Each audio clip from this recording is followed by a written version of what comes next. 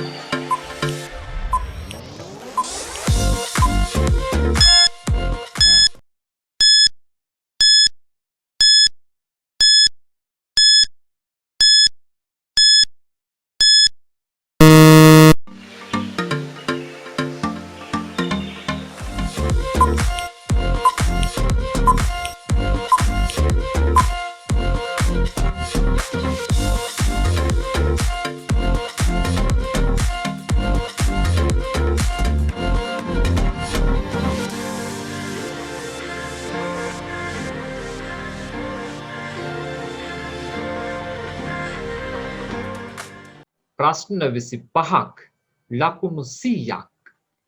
කරන්න තියෙන්නේ මෙන්න මේ ප්‍රශ්න ටිකට හරියටම උත්තර කියන එක විතරයි. ඔයාගේ උත්තර හරිනම් ලකුණු 4ක් එක ප්‍රශ්නයකට හිමි වෙනවා. ප්‍රශ්න 25ටම උත්තර දීලා ලකුණු ගන්න පල්ලෙහායින් කමෙන්ට් කරන්න. ඔයාගේ නම, ඔයාගේ ප්‍රදේශය එක්ක ලකුණු ගන්න කමෙන්ට් කරන්න. සම්පත් හමුව YouTube channel එක subscribe කරේ නැත්නම් පල්ලෙහා තියෙන රතු පාට බටන් එකෙන් subscribe කරන්න. මේ පළවෙනි පියවර, දෙවෙනි පියවර ඉක්මනින්ම මේ channel එකෙන් ඕගොල්ලන්ට බලන්න පුළුවන්. සම්පත් හමුව YouTube channel එකත් එක්ක එකතු වෙලා ඉන්න.